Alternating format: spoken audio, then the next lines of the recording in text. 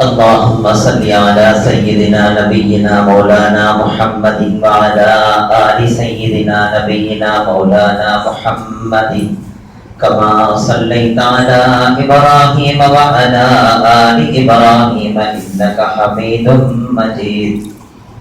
اللهم بارك على محمد وعلى آل محمد كما باركت على إبراهيم وعلى آل إبراهيم إنك حميد مجيد.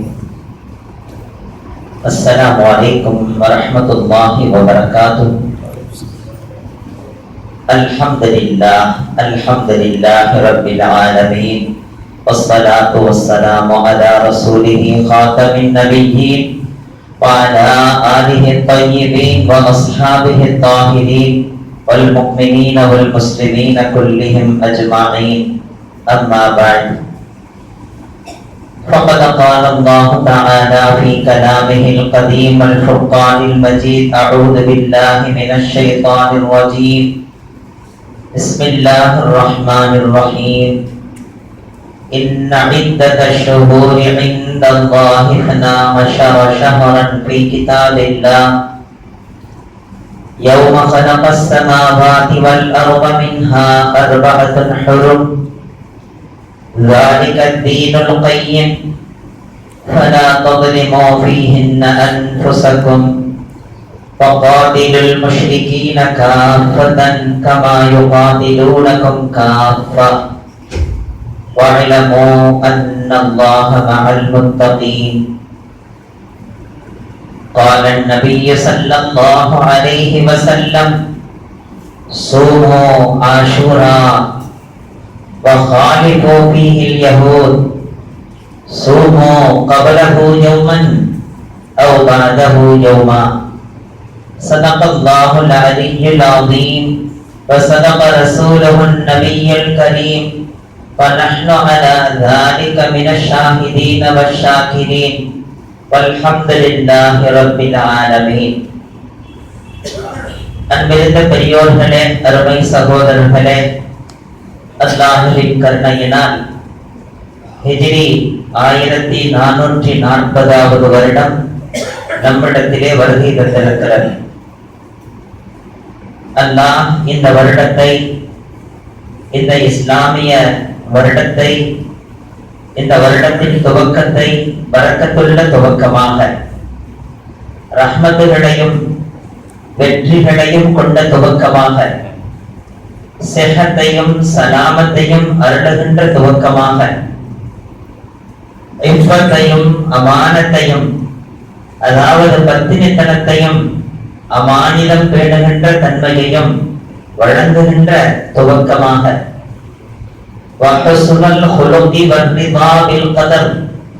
அழகிய நற்குணங்களை நமக்கு போதிக்கின்ற துவக்கமாக, அல்லாஹ்வுடைய விதிகளை, அவன் ஏற்படுத்துகின்ற ஏற்பாடுகளை பொருந்திக் கொள்ளுகின்ற அந்த மனோபக்குவத்தை ஏற்படுத்துகின்ற துவக்கமாக அல்லாஹ் இந்த வருடத்தின் துவக்கத்தை ஆக்கி அருள் புரிவானாக. அந்த துவக்கத்தின் அடிப்படையிலே நாம் தொட்டதெல்லாம் துலங்கிவிடும்படி ஆக்கி அருள் புரிவானாக. இந்த வருடத்தினுடைய ஒவ்வொரு நிகழ்வுகளும் இஸ்லாமியர்களுக்கு சாதகமாக ஆக்கி அருள் புரிவானாக. உலக மக்களுக்கு அழகான படிப்பினைகளையும் போதனைகளையும் தருகின்ற வருடமாக இந்த வருடத்தை அங்கீகரிப்பானாக. இஸ்லாத்தை, இஸ்லாமியர்களை வேறெடுக்க நினைக்கிற சக்திகள் எதுவாக இருந்தாலும் அல்லாஹ் அவர்களுக்கு நேர்வழி காட்டுவானாக. அல்லது நேர்வழி அவர்களது விதியில் இல்லை என்றால் நம்மை விட்டும் அவர்களை தூரப்படுத்துவானாக. இஸ்லாமியர்களுக்கு மத்தியிலே அல்லாஹ் ஒற்றுமையை தந்தருள்வானாக, ஒருங்கிணைந்த வாழ்க்கையை தந்தருள்வானாக, தலைமைக்கு கட்டுப்படுகிற பாக்கியத்தை தந்தருள்வானாக, தாண்டோடித்தனமான வாழ்க்கை இல்லாமல் ஆக்குவானாக, கொடுத்த வாக்குகளை நிறைவேற்றக்கூடியவர்களாக ஆக்கி அருள் புரிவானாக. உள்ளங்களை சுத்தமுள்ள உள்ளங்களாக, உள்ளத்தில் ஏற்படுகின்ற எண்ணங்களை சுத்தமான எண்ணங்களாக, அதன் செயல்பாடுகளை அல்லாஹ் அங்கீகரிக்கும் செயல்பாடுகளாக ஆக்கி அருள் புரிவானாக. நோய் நொடிகள் இல்லாத ஆண்டாக ஆக்கி அருள் புரிவானாக. நம்முடைய தொழில்துறையிலே, வணிக ஸ்தலங்களிலே என்னென்னலாம் இழப்புகள் ஏற்பட்டிருந்ததோ அந்த இழப்புகளுக்கெல்லாம் அல்லாஹ் மீண்டும் பிரதிபலனாக 100 மடங்காக, பல கோடி மடங்காக அதை நமக்கு திரும்பவும் தந்தருள்வானாக. அவனது பொருத்தத்தை தந்தருள்வானாக.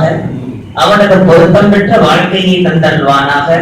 அவன் விரும்புகின்ற வாழ்க்கை வாழும் பாக்கியத்தை அவனே தந்தருள்வானாக. உள்ளத்தில் வீரத்தை தந்தருள்வானாக. எழுச்சியை தந்தருள்வானாக. மிரட்சி இல்லாத வாழ்க்கையை தந்தருள்வானாக. உள்ளத்திலே பயத்தை அல்லாஹ் போக்கி அருள் புரிவானாக. புஸ்திலி என்று சொல்லப்படுகிற கோழைத்தனத்திலிருந்து அல்லாஹ் நம்மையும் நமது சந்ததிகளையும் பாதுகாத்து அருள் புரிவானாக. ஈமானுடைய வேகத்தை, ஈமானுடைய உறுதியை அல்லாஹ் நம் அனைவருக்கும் தந்தருள்வானாக. ரிஸ்க் என்பது முடிவு செய்யப்பட்டது என்கிற நபியவர்களின் சொல்லை நமது நாடி நரம்புகளிலே, நமது எண்ணங்களிலே, ஓட்டங்களிலே, உணர்விலே, உயிரிலே அல்லாஹ் கலக்க வைப்பானா. நமக்கெல்லாம் என்ன எழுதி இருக்கிறானோ அது நிச்சயம் நடந்தே தீரும். அதை எவரும் தடுத்திடவும் முடியாது, எவரும் அதை கொடுத்திடவும் முடியாது. அவன் கொடுக்க நினைத்ததை தடுக்கின்ற சக்தியும் கிடையாது. அவன் தடுக்க நினைத்ததை கொடுக்கின்ற சக்தியும் எவனுக்கும் கிடையாது. அல்லாஹ் நாடியதுதான் நடக்கும்.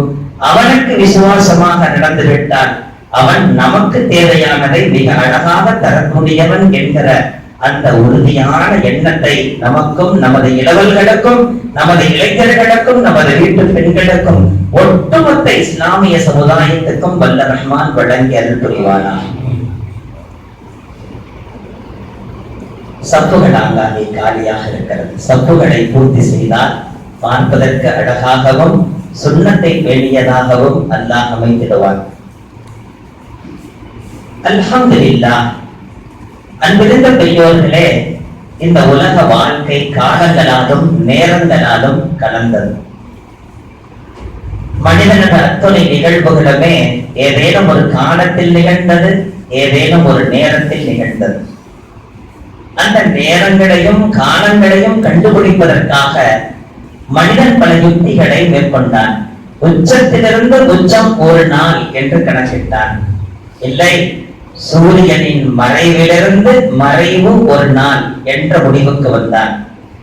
இல்லை, சூரியன் உதயத்திலிருந்து உதயம் தான் ஒரு நாள் என்ற முடிவுக்கு வந்தான். ஆக இப்படி பலதரப்பட்ட யுக்திகளை மேற்கொண்ட காலகட்டத்திலே அல்லாஹ் சொன்னான், என்னுடைய ஹபீபாகிய முஹம்மது ஸல்லல்லாஹு அலைஹி வஸல்லம் அவர்கள் காத்தமுன் நபி, காத்தமுல் ஷரியத், அவர்களுக்கு பிறகு நபி கிடையாது. அவர்களுக்கும் அவர்களது உம்மத்துக்காகவும் நான் தேர்ந்தெடுத்தது சந்திர கணக்கை என்று அல்லாஹ் நமக்கு சந்திர கணக்கை வழங்கினார். அந்த சந்திர கணக்கு தான் இஸ்லாமிய கணக்கு. அந்த சந்திரன் தேய்ந்து தேய்ந்து வருவதும் பிறகு கூடி கூடி அது அழகான பௌர்ணமியாக ஜொலிப்பதும் இவைகளெல்லாம் எதற்காக, இதனுடைய தத்துவம் என்ன என்று சஹாபிகள் நபிகள் நாயகம் ஸல்லல்லாஹு அலைஹி வஸல்லம் அவர்களிடத்திலே கேட்டபோது, அல்லாஹ் அதனுடைய தத்துவத்தை சொல்லுங்கள் என்று நபி அவர்களுக்கு உத்தரவிடவில்லை. இது உங்களுக்கு ஹஜ்ஜுடைய காலத்தை காட்டி கொடுக்கக்கூடியது, உங்களுக்கு தொழுகையின் நேரங்களை காட்டி கொடுக்கக்கூடியது, மற்றும் பல பிரயோஜனங்களை மனிதனுக்கு தரக்கூடியது என்று சொல்லுங்கள் நபியே என்று நபிகள் நாயகம் ஸல்லல்லாஹு அலைஹி வஸல்லம் அவர்களுக்கு அல்லாஹ் உத்தரவிட்டார். அதை அல்லாஹ் குர்ஆனிலே ஆயத்தாக பதிவு செய்திருக்கிறார். உண்மைதான் பெரியவர்களே. யௌம ஹலகஸ் ஸமாவாதி வல் அர்த், வானங்களையும் பூமிகளையும் படைத்த அந்த தினத்திலிருந்தே அல்லாஹ் சொல்கிறான் குர்ஆனிலே. ஒரு வருடத்திற்கு 12 மாதங்கள் என்பது எமது முடிவு, நாம் முடிவு செய்தது என்கிறான் அல்லாஹ். வருடத்திற்கு 12 மாதங்கள் என்பது ரப்பு செய்த முடிவு. அதுவும் வானங்களும் பூமிகளும் படைத்த அந்த தினத்திலேயே நாம் அதை முடிவு செய்து விட்டோம் என்கிறான். அப்படி என்றால் இறைவனது ஏற்பாட்டிலே துவக்கத்திலிருந்தே இருக்கிறது, அதை வெளிப்படுத்தி இருக்கிறான். அந்த 12 மாதங்கள் என்பதுதான் நமது இஸ்லாமிய ஷரியத்தினுடைய 12 மாதங்கள். அந்த 12 மாதங்கள் துவக்கத்திலிருந்தே தரப்பட்டவைகள். ஆனால் ஆங்கிலேயர்களுக்குரிய மாதங்கள் 12 மாதங்கள் அல்ல, அவர்கள் 10 மாதங்களைத்தான் ஒரு வருடத்திற்காக அவர்களாக ஏற்படுத்திக் கொண்டார்கள். அதுவும் கூட மார்ச்சிலிருந்து தான் துவங்கியது. 12 மாதங்களின் துவக்கம் மார்ச்சிலிருந்து துவங்கியது. நௌபா என்ற ஒருவன் அவர் தனது ஆராய்ச்சியின் அடிப்படையிலே ஜனவரி பிப்ரவரி என்ற 2 மாதங்களை இணைத்தார். இணைத்த பிறகுதான் அது 12ஆக அவர்களிடத்தில் கணக்குக்கு வந்ததை தவிர துவக்கத்தில் 10 மாதங்களாக பிரித்திருந்தார்கள். ஒரு வருடத்திற்கு 10 மாதங்கள் என்றால் ஒவ்வொரு மாதத்திலேயும் 30 நாட்கள் இருக்காது. அதையும் தாண்டி அவர்கள் அதை அளவெடுத்திருக்கிறார்கள். அதே போன்றுதான் யூதர்கள் ஒரு சில காலங்களிலே இந்த வருடம் நமக்கு 13 மாதங்கள் என்று சொல்வார்கள். சில நேரங்களிலே சொல்வார்கள் இந்த வருடம் நமக்கு 10 மாதங்கள் என்பார்கள். அவர்கள் இஷ்டப்பிரகாரம் 10 என்பதும் அவர்களது இஷ்டப்பிரகாரம் 12 என்பதும் 13 என்பதும் அல்லாஹ் அவர்களை சாடி குர்ஆனிலே ஆயத்தை இறக்கி இருக்கிறார். இந்த யூதர்கள் தங்களுடைய சௌகரியத்துக்கு தோதுவாக வருடத்தின் மாதங்களை கூட்டிக் கொள்கிறார்கள், குறைத்துக் கொள்கிறார்கள் என்று சாடுகிறார்கள். ஆனால் அல்லாஹ் நமக்காக தந்தது 12 மாதங்கள். அந்த 12 மாதங்களிலே பிறை கணக்கின் பிரகாரம் 30 வரும் 29 வரும். 30 நாட்கள் வருகிற போது அதற்கு காமில் என்கிற பெயரையும், 29ஆக வருகிற போது அதை நாகிஸ் என்றும் அரபிகள் விளங்கிக் கொண்டிருந்தார்கள். 30ஆக வந்த ஒரு மாதம் அதிலே 29ஆகவும் வரலாம். 29ஆக வந்த ஒரு மாதம் அதிலே 30ஆகவும் மாறலாம். இப்படி ஒரு அழகான ஒரு அமைப்பை அல்லாஹ் நமக்கு வழங்கினான். ஆனால் அவர்களுக்கு அப்படி அல்லவே. ஜனவரி 31 என்றால் அது எப்பொழுதும் 31 தான். அதிலே மாற்றமே கிடையாது பெரியவர்கள். பிப்ரவரி என்பதை அவர்களாக 28 என்று வைத்துக் கொண்டார்கள். நினைத்து பார்க்கலாம் அல்லாஹ் நமக்கு வழங்கியதை எவ்வளவு அழகாக வழங்கி இருக்கிறார். நபிகள் நாயகம் ஸல்லல்லாஹு அலைஹி வஸல்லம் அவர்களது மறைவுக்கு பிறகு ஹஜ்ரத் உமர் ரலியல்லாஹு தஆலா அவர்களின் ஆட்சி காலம், அவர்களின் மூலமாக ஏற்படுத்தப்பட்ட கவர்னர்கள் ஆங்காங்கே கவர்னர்களாக இருக்கிறார்கள். அதிலே அபூ மூஸல் அஷ்அரி ரலியல்லாஹு தஆலா யமன் தேசத்தின் கவர்னராக நியமிக்கப்பட்டவர். அவர் தான் ஒரு கடிதம் அனுப்புகிறார் கலீஃபா ஹஜ்ரத் உமர் ரலியல்லாஹு தஆலா அவர்களுக்கு. அந்த கடிதத்திலே குறிப்பிட்டிருக்கிறார், கலீஃபா அவர்களே, உங்களிடமிருந்து ஒரு கடிதம் வந்தது. அந்த கடிதத்திலே தேதி இல்லை, அந்த கடிதத்திலே ஒரு மாதம் இல்லை. மாதம் குறிப்பிடப்பட்டாலும் அது இந்த வருடத்தின் மாதமா அல்லது கடந்த வருடத்தின் மாதமா, நீங்கள் இப்பொழுது உத்தரவு பிறப்பிக்கப்பட்ட உத்தரவா, இல்லை இது பழைய உத்தரவை கொண்டு வந்து தந்திருக்கிறார்களா, இது என்னது என்று விளக்கம் இல்லையே, இதற்கு ஒரு முடிவு ஏற்படுத்துங்கள் என்று அபூ மூஸல் அஷ்அரி ரலியல்லாஹு தஆலா. காரணம், அவர்கள் பிறக்கும் போதே உடல் முழுக்க முடியோடு பிறந்தார்களாம். எனவேதான் அவர்களுக்கு அஷ்அரி முடிவுடையவர் என்ற பெயரும் சேர்ந்தவர்களுக்கு கிடைத்தது. அபூ மூஸா என்பதுதான் அவர்களது பெயர்.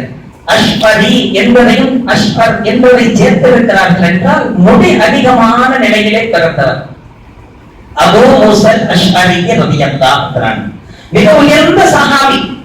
அந்த கடிதத்தை பார்த்த பிறகு ஹஜ்ரத் உமர் ரலியல்லாஹு தஆலா சிந்திக்க ஆரம்பித்தார்கள். ஆமாம், உண்மைதான்.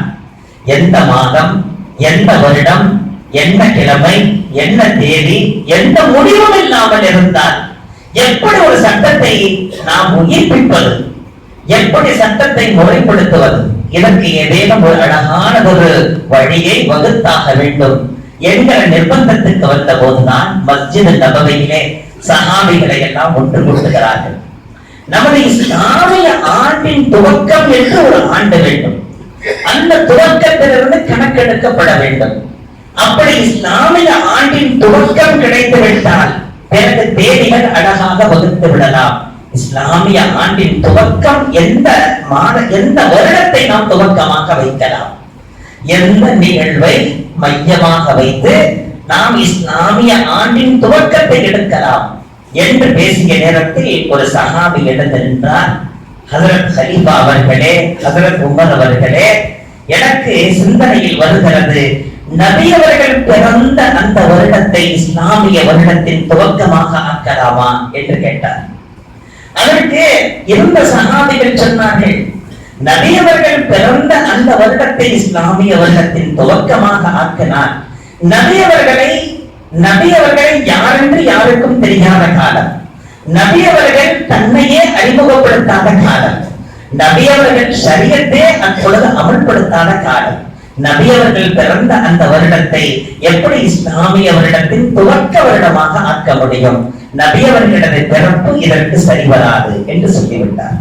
அப்படி என்றால் நபி அவர்களது இறப்பும், நபி அவர்கள் இறந்த வருடத்தை இஸ்லாமிய வருடத்தின் துவக்கமாக ஆக்கலாமா என்ற பேச்சு வந்த போது, அப்பொழுதும் அங்கே வயது முதிர்ந்த சஹாபிகள் எழுந்து சொன்னார்கள், இறப்பு என்பது அது ஒரு இழப்பு. மனிதனது துவக்கம் என்பது, ஆண்டின் துவக்கம் என்பது அந்த துவக்கம் விடியலாக இருக்க வேண்டும், அந்த துவக்கம் வெளிச்சமாக இருக்க வேண்டும். அந்த துவக்கம் மனிதனுக்கு பல வளங்களையும் நலன்களையும் பலன்களையும் தருகின்ற துவக்கமாக இருக்க வேண்டும். ஆனால் நபிகள் நாயகம் ஸல்லல்லாஹு அலைஹி வஸல்லம் அவர்கள் மறைந்த நேரத்திலே மதீனா நகரமே இருண்டு கிடந்தது. நபிகள் நாயகம் ஸல்லல்லாஹு அலைஹி வஸல்லம் அவர்கள் இந்த உலகை பிரிந்த நேரத்திலே சஹாபிகள் எல்லாம் தங்களையே இழந்த நிலையில் இருந்தார்கள், உணர்வற்றவர்களாக இருந்தார்கள், உயிர் இருந்தும் வீண் என்ற அளவுக்கெல்லாம் இருந்தார்கள்.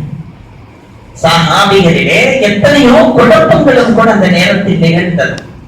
நபிகள் நாயகம் ஸல்லல்லாஹு அலைஹி வஸல்லம் அவர்கள் மரணிக்கவில்லை, உறங்கிக் கொண்டிருக்கிறார்கள். மரணம் அவர்களுக்கு நிகழாது. அது எப்படி நபிக்கு மரணம் நிகழலாம்? நிகழாது என்று சொன்னவர்கள் ஹஜ்ரத் உமர் ரலியல்லாஹு அன்ஹு.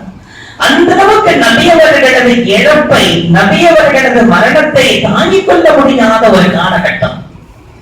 நபிகள் நாயகம் ஸல்லல்லாஹு அலைஹி வஸல்லம் அவர்களை அடக்கிவிட்டு திரும்புகிற நேரத்திலே ஹஜ்ரத் ஆயிஷா ரலியல்லாஹு அன்ஹா கேட்டார்கள், சந்திரனை மண்ணுக்குள்ளே மூடிவிட்டு வர எப்படித்தான் உங்களுக்கு மனது வந்ததோ என்று கேட்டார். சந்திரனை மண்ணுக்குள்ளே மூடிவிட்டு வருவதற்கு எப்படித்தான் மனது வந்ததோ என்று கேட்டார். அப்படிப்பட்ட ஒரு காலகட்டம் அது. எனவே நபிகள் நாயகம் ஸல்லல்லாஹு அலைஹி வஸல்லம் அவர்களின் மறைவை இஸ்லாமிய ஆண்டின் துவக்கமாக ஆக்குதல் என்பது அவ்வளவு பொருத்தமாக இல்லை என்று சொல்லப்பட்டது. அப்படி என்றால் நபிகள் நாயகம் ஸல்லல்லாஹு அலைஹி வஸல்லம் அவர்கள் தன்னை நபி என்று சொன்னார்கள் அல்லவா, நபித்துவம் கிடைத்ததல்லவா அந்த 40 வயதிலே அந்த ஆண்டை இஸ்லாமிய ஆண்டின் துவக்கமாக ஆக்கலாம் என்கிற பேச்சு எழுந்த போது, அப்பொழுதும் அங்கே வயது முதிர்ந்த சஹாபிகள் எழுந்து சொன்னார்கள், நபிகள் நாயகம் ஸல்லல்லாஹு அலைஹி வஸல்லம் அவர்கள் தன்னை நபி என்று சொன்ன அந்த காலகட்டத்திலே, நபி அவர்களுக்கு நபித்துவம் கிடைத்த அந்த 40 வயதிலே நபி அவர்கள் தான் ஷரியத்தை அறிமுகப்படுத்தினார்களே தவிர நாமெல்லாம் வழிகேட்டில் தானே இருந்தோம். நாமெல்லாம் வழி பெற்றிருந்தோமா? நாம் வழிகேட்டில் இருந்தோம். நபி அவர்கள் கொண்டு வந்த மார்க்கத்தை எதிர்ப்பவர்களாக இருந்தோம். நபி அவர்களுக்கும் நபி அவர்களை சார்ந்தவர்களுக்கும் பல துன்பங்களை தரக்கூடியவர்களாக இருந்தோம். அந்த கடுமையான காலம், அந்த கடினமான நேரம், மன அழுத்தத்தை தந்த அந்த காலம் இஸ்லாமிய ஆண்டின் துவக்கமாக இருப்பதிலே நியாயம் அல்ல என்று சொல்லிவிட்டார். என்னதான் செய்யலாம்? எதைத்தான் முடிவெடுப்பது? அந்த நேரத்தில் தான் அறிவின் பெட்டகமாக நபிகள் நாயகம் ஸல்லல்லாஹு அலைஹி வஸல்லம் அவர்களால் போற்றப்பட்ட ஹஜ்ரத் அலி ரலியல்லாஹு அன்ஹு நபி அவர்களின் மருமகனார் அல்லவா, அவர்களுக்கு தனி தன்மைகள் இருக்கத்தானே செய்தது. பிரத்யேகமான அறிவு தரப்பட்டவர்கள் தானே. அவர்கள் அங்கே எழுந்து சொன்னார்கள், அமீருல் முஃமினீன் கலீஃபா அவர்களே, என் சிந்தனையில் வருவதை சொல்கிறேன். இந்த இஸ்லாத்துக்கு வெற்றி கிடைத்தது, வெற்றிக்கு மேல் வெற்றி கிடைத்தது, இஸ்லாத்துக்கு விடியல் ஏற்பட்டது. இந்த மார்க்கம் தலைப்பதற்கு காரணமாக இருந்தது அந்த ஹிஜ்ரத்தினுடைய பயணம். மக்கா நகரத்திலிருந்து மதீனா நகரம் செல்லுகின்ற அந்த ஹிஜ்ரத்துடைய பயணம் தான் இந்த இஸ்லாத்தினுடைய வெற்றிக்கு வித்திட்ட பயணம். அது அந்த பயண காலத்தை, அந்த ஹிஜ்ரத் நிகழ்ந்த நிகழ்வை மையமாக வைத்து விடியல் ஏற்பட்ட காலம், துன்பத்திலிருந்து விடுதலை ஏற்பட்ட காலம், அல்லாஹ்வின் உதவியும் அருளும் மழையாக கொட்டிய காலம் அது. எனவே அந்த காலத்தை நபி அவர்கள் ஹிஜ்ரத் செய்த ஆண்டை இஸ்லாமிய ஆண்டின் துவக்க ஆண்டாக ஆக்கலாம் அல்லவா என்று சொன்னபோது அல்ஹம்துலில்லாஹ் என்று அத்தனை பேரும் அதை ஆமோதித்தார்கள். இது ஹிஜ்ரி 17. நபி அவர்களுடைய ஹிஜ்ரத் நிகழ்வு நிகழ்ந்து 17 ஆண்டுகள் கழித்து ஹிஜ்ரி 17 ஜமாதுல் ஆகிர் மாதம் பிறை 20 அன்று மஸ்ஜித் நபவியிலே வைத்து இஜ்மா ஏகோபித்த முடிவு என்கிற வகையிலே கிடைத்ததுதான் இஸ்லாமிய ஆண்டு. அந்த நேரத்திலே அல்ஹம்துலில்லாஹ் இஸ்லாமிய ஆண்டு கிடைத்து விட்டது. இஸ்லாமிய ஆண்டின் துவக்கம் ஹிஜ்ரி 1 அங்கிருந்த துவக்கம். ஹிஜ்ரி 1 என்று துவங்கி இந்த ஹிஜ்ரியினுடைய முடிவு ஏற்பட்டது ஹிஜ்ரி 17. ஜமாதுல் ஆகிர் மாதத்திலே பிறை 20 மஸ்ஜித் நபவியிலே வைத்து இஜ்மா ஏற்படுகின்றது. ஏகோபித்த முடிவு ஒரு சஹாபியினுடைய சொல்லில் அத்தனை பேரும் அதை ஆமோதித்து அங்கே ஒரு சட்டம் முடிவானால் அதற்கு பெயர் இஜ்மா. இந்த இஜ்மாவை நாங்கள் ஏற்க மாட்டோம் என்று ஒரு கூட்டம் சொல்லி திரிகிறார்கள். இவர்கள் ஹிஜ்ரி காலங்களை பின்பற்றாமல் வேலையையும் பின்பற்றுகிறார்கள். இப்பொழுதும் அதைத்தான் செய்கிறார்கள். நாமெல்லாம் ஒரு நேரத்தை சொன்னால் அவர்கள் ஒரு நேரம், நாமெல்லாம் ஒரு நாளை சொன்னால் அவர்கள் வேறொரு நாள். ஆனால் ஹிஜ்ரியை பின்பற்றாமல் இவர்கள் இருப்பதில்லை. ஆண்டை அவர்கள் பின்பற்றித்தான் தருகிறார்கள். நாட்களிலே கொஞ்சம் முன்ன பின்ன இருக்கிறார்களே தவிர ஹிஜ்ரி ஆண்டிலே இவர்கள் எந்த குழப்பமும் செய்யவில்லை, செய்ய முடியவில்லை. அதைத்தான் சொல்ல வேண்டும். ஆனால் இஜ்மாவை இவர்கள் மறுக்கிறார்கள். ஏகோபித்த முடிவு என்பதை மறுக்கிறார்கள்.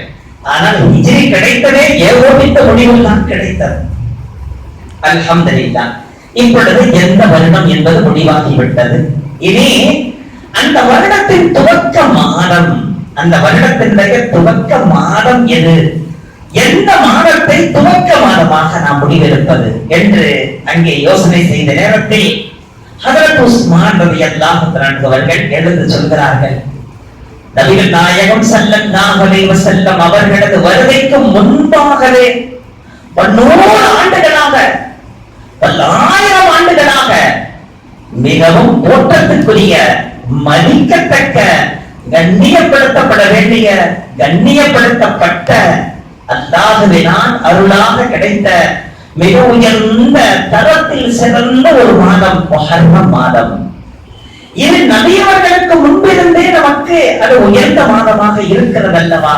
எனவே அந்த முஹர்ரம் மாதத்தை இஸ்லாமிய 12 மாதங்களில் துவக்க மாதமாக இதை ஏற்படுத்திக் கொள்ளலாம் என்று சொன்ன நேரத்தில் மாற்று கருத்து அங்கே ஏற்படவில்லை. ஹஜ்ரத் உஸ்மான் ரலியல்லாஹு அன்ஹு அவர்களது சொல்லின் மீது அத்துணை சஹாபிகளும் ஏகோபித்த முறையிலே அங்கீகரித்தார்கள். அதுவும் இஜ்மா, அதுவும் இஜ்மா என்கிற முறையிலே கிடைத்ததுதான் பெரியவர்களே. அல்ஹம்துலில்லாஹ், 2 கிடைத்து விட்டது. இந்த நிகழ்வை பல தடவை சொல்லி இருக்கிறேன். இருந்தாலும் கடந்த வருடம் வரையிலும் பள்ளியின் பக்கம் தொழுதே இல்லாத நமது எத்தனையோ இளவல்கள் இந்த வருடம் தொழுகை எடுத்திருப்பார்கள். தொழுகையிலே அவர்கள் மும்முரமாக ஈடுபடுகின்ற காட்சியை காணுகிறேன். அவர்களுக்கும் இந்த தகவல் போய் சேர வேண்டும் அல்லவா? கடந்த வருடம் இதை கவனிக்காதவர்கள் இந்த வருடம் கவனிப்பார்கள் அல்லவா? இந்த சரித்திரம் ஒவ்வொரு முஸ்லிமும் அறிந்திருக்க வேண்டும் அல்லவா? அதற்காக மீண்டும் ஞாபகப்படுத்துகிறேன். அன்பிருந்த பெரியோர்களே, நபிகள் நாயகம் ஸல்லல்லாஹு அலைஹி வஸல்லம் அவர்கள் சொன்னார்கள், இந்த முஹர்ரம் மாதம் இருக்கிறதே மிக உயர்ந்த மாதம், தரத்தில் சிறந்த மாதம், கண்ணியப்படுத்தப்பட வேண்டிய மாதம். இந்த மாதத்துக்கு கண்ணியம் எந்த நிகழ்வுகளையும் கொண்டல்ல, இதுவே கண்ணியமான மாதம். கண்ணியமான இந்த மாதத்திலே பல நிகழ்வுகள் நடந்தன. இந்த கண்ணியமான மாதத்திலே பல சஹாபங்கள் நிகழ்ந்தன. இந்த கண்ணியமான மாதத்திலே அல்லாஹ் பல வெற்றிகளை வழங்கினான். இந்த கண்ணியமான மாதத்திலே அல்லாஹ் பல அருளை இறக்கி வைத்தான், பல காட்சிகளை நிகழ்த்தி வைத்தான், பல சாட்சியங்களை அல்லாஹ் நமக்கு வழங்கினான். எனவே இந்த மாதத்தின் மூலமாகத்தான் அவர்களுக்கு கண்ணியமே தவிர அந்த நிகழ்வுகளின் மூலமாக இந்த மாதத்துக்கு கண்ணியம் அல்ல. கண்ணியமுள்ள மாதத்திலே பல நிகழ்வுகளை அல்லாஹ் நிகழ்த்தி வைத்தான். எனவே இந்த மாதம் முஹர்ரம் மாதம் பிறந்து விட்டாலே ஹஜ்ரத் ஹுசைன் ரலியல்லாஹு அன்ஹு அவர்களின் ஷஹாதத் நினைவுக்கு வந்து விடுகிறது. ஹஜ்ரத் ஹுசைன் ரலியல்லாஹு அன்ஹுடைய ஷஹாதத்தின் மூலமாகத்தான் இந்த மாதத்துக்கு மதிப்பு கிடைத்ததாக மக்கள் உணர்ந்திருக்கிறார்கள், அவர்கள் நினைத்திருக்கிறார்கள். அந்த நினைப்பும் அவர்கள் அறிந்து வைத்திருக்கிற அந்த அறிவும் தவறு என்பதை நாம் புரிய வேண்டும். ஹஜ்ரத் ஹுசைன் ரலியல்லாஹு அன்ஹுடைய ஷஹாதத் இந்த மாதத்திலே நிகழ்ந்தது. இந்த மாதம் புனிதமிக்க மாதம், புனிதமிக்க மாதத்திலே ஷஹாதத் நிகழ்ந்ததே தவிர ஷஹாதத் நிகழ்ந்த காரணத்தால் இந்த மாதத்துக்கு புனிதம் ஏற்பட்டது என்கிற விளக்கம் நாம் கொண்டிருந்தால் அந்த விளக்கத்திலே மாற்றம் தேவை. ஏனென்றால் இந்த ஷஹாதத்தை மையமாக வைத்து ஹஜ்ரத் ஹுசைன் ரலியல்லாஹு அன்ஹுடைய ஷஹாதத்தை மையமாக வைத்து பெரியவர்களே, இந்த மாதம் துவங்கியதிலிருந்து ஒழுங்கான ஆடை உடுத்துவது கிடையாது, நல்ல ஆடை உடுத்துவது கிடையாது. இந்த மாதம் துவங்கிவிட்டால் கணவனையும் மனைவியையும் பிரித்து விடுகிறார்கள். இப்பொழுதுதான் புதிய தம்பதிகள், திருமணம் முடித்த தம்பதிகள் அந்த மனைவியை அந்த மனைவியின் வீட்டார்கள் வந்து அழைத்து சென்று விடுகிறார்கள். மாப்பிள்ளை கொஞ்சம் பொறுத்திருங்க, 10 முடியட்டும் அல்லது இந்த மாசம் முடியட்டும், பிறகு கொண்டு வந்து விடுறோம். ஏனென்றால் இந்த முஹர்ரம் மாதத்திலே இவர்கள் இருவரும் வீடு கூடிவிடக் கூடாது. அவர்கள் வீடு கூடிவிட்டால் அதன் மூலம் பிறக்கின்ற பிள்ளை அது எசீதாக பிறப்பான். நவூது பில்லாஹி மின் தாலிக். ஏன் அதன் மூலம் பிறக்கிற பிள்ளை ஹுசைனாக இருக்கட்டுமே, அதன் மூலம் பிறக்கிற பிள்ளை ஹசனாக இருக்கட்டுமே. நாம முடிவெடுப்பது நியாயமா? எவ்வளவு இது ஒழுக்கக்குறைவான ஒரு எண்ணம் இது, எவ்வளவு மூட நம்பிக்கை இது. அது மட்டுமல்ல, படுக்கின்ற பாயை திருப்பி கொண்டு படுக்க வேண்டுமா 10 நாளைக்கு. 10 நாளைக்கு படுக்கிற பாய புரட்டி போட்டு படுக்கணும். அப்ப பாயில இன்னைக்கு படுக்கிறது இல்லை, பெட்டுல தான் படுக்கிறாங்க. அப்போ அந்த பெட்டெல்லாம் புரட்டி போடுவாங்கன்னு தெரியல.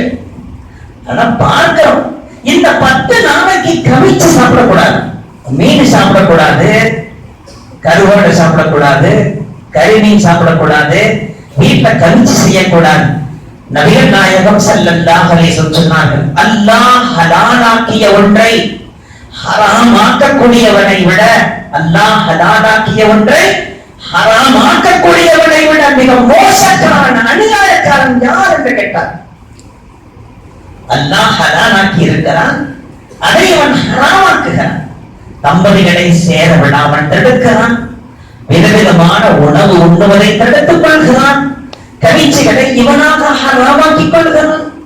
அது மட்டுமல்ல, இந்த 10 நாளைக்கிட ஒரு ட்ரெஸ், அந்த ட்ரெஸ்ஸை உடுத்திக் கொண்டு இந்த 10 நாளைக்கு துக்கத்தை வெளிப்படுத்துகின்ற எண்ணத்திலே, துக்கத்தை வெளிப்படுத்துகிற எண்ணத்திலே அது முக்கியமானது. சும்மா சாதாரணமா ஒருத்தர் உடுத்தினார்னா அது வேற. துக்கத்தை நான் வெளிப்படுத்துவதற்காக உடுத்திருக்கிறேன் என்கிற எண்ணத்தில் உடுத்தினால் அப்பொழுது அவரும் குற்றவாளி தான் பெரியவர்கள். இந்த மார்க்கத்தை சீரழித்த குற்றவாளி.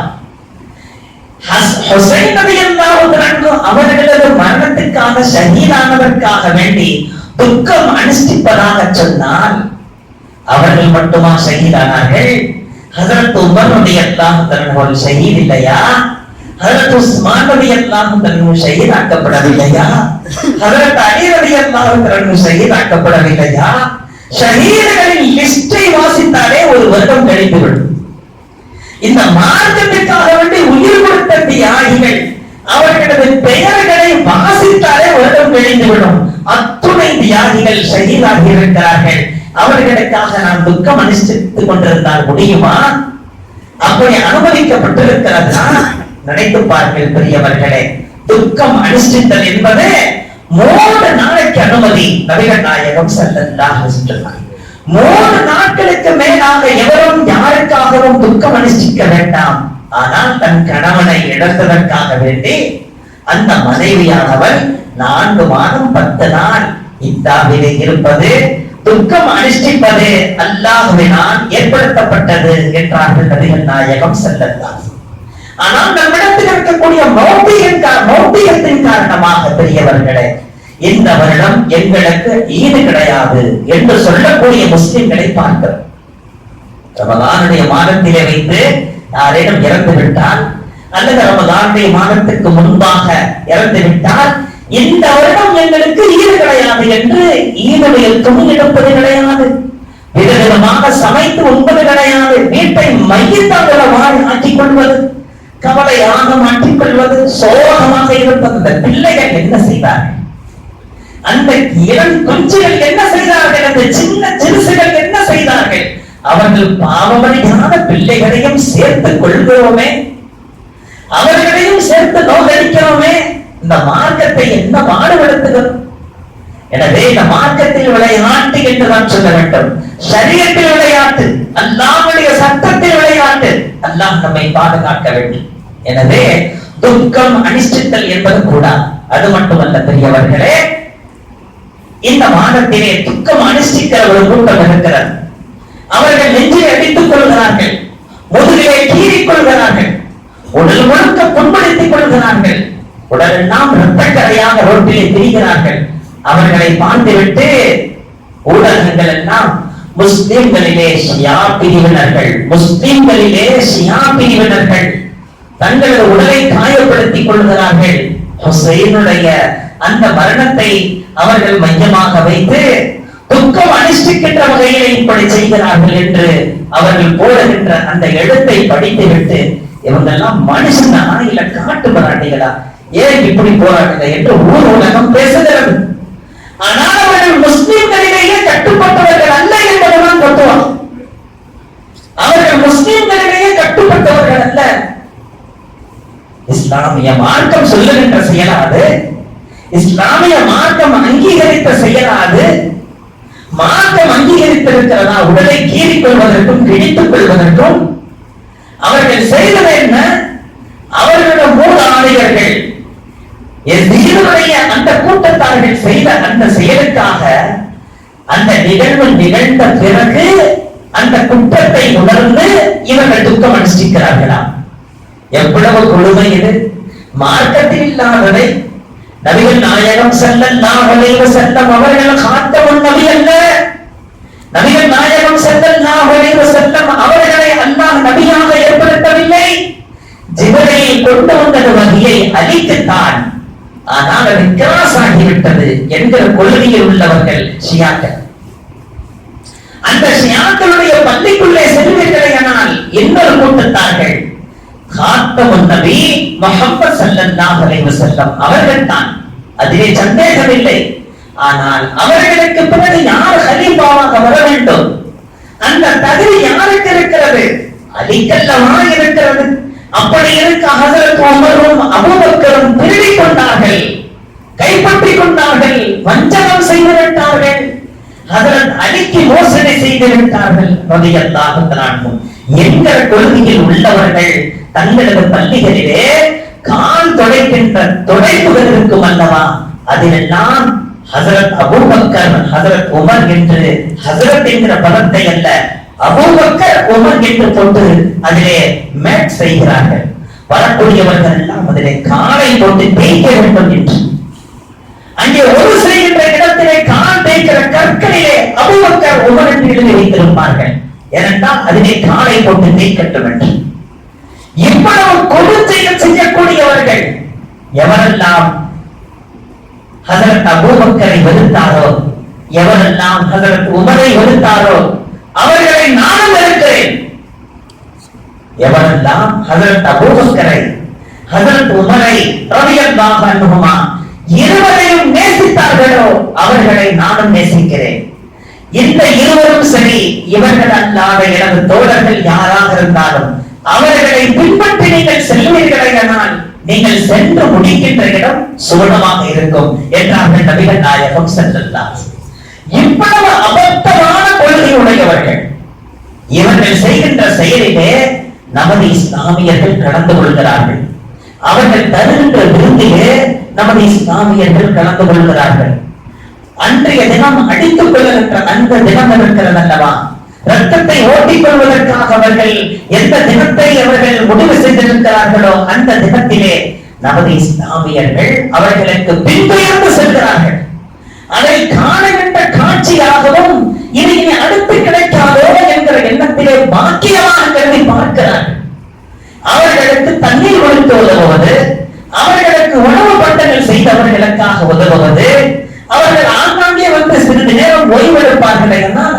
இருக்கிற இஸ்லாமியர்கள் அவர்களுக்கு உணவு கொடுத்து அவர்களை அங்கீகரிப்பது, அனுசரிப்பது அனைத்துமே குஃப்ர் பெரியவர்களே, அனைத்தும் குஃப்ர்.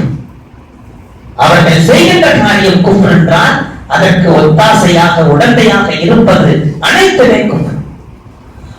ஒரு குதிரையை ஏற்பாடு செய்து அந்த குதிரையினுடைய மேலே ஒரு வெள்ளை போர்வையை போர்த்தி அதிலே ரத்தத்தை பாய்ச்சி அதிலே சிவப்பு இங்குகளை பாய்ச்சி பார்ப்பவர்களை பீதியடைய செய்வது, மக்களிடத்தில் இருக்கிற மன அமைதியை குறைப்பது, அவர்களை நடுங்க வைப்பது, அவர்களை மிரள வைப்பது, அவர்களை இஸ்லாமியர்கள் மிக மோசமானவர்கள், ரத்தத்துக்கு அஞ்சாதவர்கள், இஸ்லாமியர்கள் கொடுங்கோலர்கள் என்பது போன்ற ஒரு காட்சியை ஏற்படுத்துவது.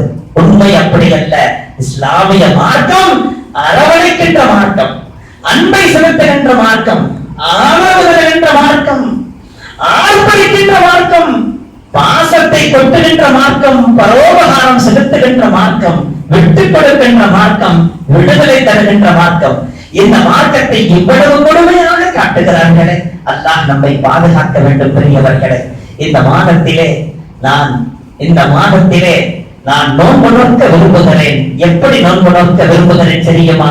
நபிகள் நாயகம் ஸல்லல்லாஹு அலைஹி வஸல்லம் சொன்னார்கள், மதீனா நகரத்துக்கு வருகை தந்த போது அங்கே யூதர்கள் நோன்பு வைத்திருக்க பார்க்கிறார்கள். நீங்கள் எல்லாம் எதற்காக நோன்பு வைத்திருக்கிறீர்கள்? இல்லை, இந்த மாதத்திலே ஆஷுரா 10 முஹர்ரம் 10 பனி இஸ்ரவேலர்களுக்கு ஃபிரௌனிடமிருந்து விடுதலை கிடைத்தது. எனவே அதற்கு நன்றி செலுத்தி அவர்கள் மூசா அலைஹிஸ்ஸலாத்து வஸலாம் அவர்கள் நோன்பு வைத்தார்கள். எனவே நாங்களும் அதை பின்பற்றி நோன்பு வைக்கிறோம் என்று யூதர்கள் சொன்னதற்கு நபிகள் நாயகம் ஸல்லல்லாஹு அலைஹி வஸல்லம் சொன்னார்கள், ஓ யூதர்களே, உங்களை விட ஹஜ்ரத் மூசா அலைஹிஸ்ஸலாத்து வஸலாம் அவர்களை பின்பற்றுவதற்கு நாங்கள் மிகவும் தகுதியுள்ளவர்கள். ஏனென்றால் நீங்கள் மூசா அலைஹிஸ்ஸலாத்தை பாடாய் படுத்தி எடுத்தவர்கள், நீங்கள் நாங்கள் மிக தகுதியுள்ளவர்கள் அதை பின்பற்றுவதற்கு என்று நபிகள் நாயகம் ஸல்லல்லாஹு அலைஹி வஸல்லம் நோன்பு வைத்தார்கள். சஹாபிகளை நோன்பு நோக்க சொன்னார்கள். சொல்லிவிட்டு சொன்னார்கள், 10 அவர்களும் நோன்பு வைக்க, அதே 10 நாமும் நோன்பு வைத்தால் அவர்களோடு நமக்கு மத்தியிலே ஒரு சிறிய ஒரு முஷாபஹத், ஒரு ஒப்புமை ஏற்படுகிறது. ஆனால் யூதர்களோடு ஒப்புமை இருக்கக்கூடாது. எனவே நான் விரும்புகிறேன் 9, 10 அல்லது 10, 11 என்று 2 நாட்கள் நோன்பு வைக்க வேண்டும் என்று நான் விரும்புகிறேன் என்றார்கள் நபிகள் நாயகம் ஸல்லல்லாஹு அலைஹி வஸல்லம். எனவே 9, 10 அல்லது 10, 11 2 நாட்கள் நோன்பு வைப்பது நபி அவர்களின் சுன்னத்தாக இருக்கிறது, நபி அவர்களின் வாக்காக இருக்கிறது. எவரெல்லாம் ஆஷுரா தினத்தன்று நோன்பு வைத்து அன்றைய தினத்திலே தனது குடும்பத்தினருக்காக வேண்டி நல்ல செலவு செய்கிறாரோ, சொந்த பந்துகளுக்காக, உற்றார் உறவினர்களுக்காக, அன்பர்கள் நண்பர்களுக்காக, முசல்லிகளுக்காக, தன்னுடன் இருப்பவர்களுக்காக நோன்பு வைப்பதிலே, நோன்பு திறப்பதிலே யாரெல்லாம் செலவு செய்கிறார்களோ அல்லாஹ் வருடம் முழுக்க அவர்களது செலவுகளுக்கு அல்லாஹ் பொறுப்பேற்கிறார், அவர்களை சுபிட்சமாக வாழ வைக்கிறார் என்று நபிகள் நாயகம் ஸல்லல்லாஹு அலைஹி வஸல்லம் சொல்லிவிட்டு அந்த ஒரு நாள் நோன்பு நோற்பது கடந்த ஒரு வருடத்தின் குற்றங்களுக்கு பரிகாரம் என்றார்கள். ஆனால் 2 நாட்கள் நோன்பு வைப்பது நபி அவர்களின் விருப்பமாக இருந்தது, நபி அவர்களின் சுன்னத்தாக இருக்கிறது. நோன்பு நோக்கின்ற பாக்கியத்தையும் சொன்னதை கொண்டும் கேட்டதை கொண்டும் அமல் செய்யும் பாக்கியத்தையும் வல்ல ரஹ்மான் எனக்கும் உங்களுக்கும் வாரி வாரி வழங்கிடுவானாக. வஆகிரு தஅவானா அல்ஹம்துலில்லாஹி ரப்பில் ஆலமீன். அஸ்ஸலாமு அலைக்கும் வரஹ்மத்துல்லாஹி வபரகாத்துஹு.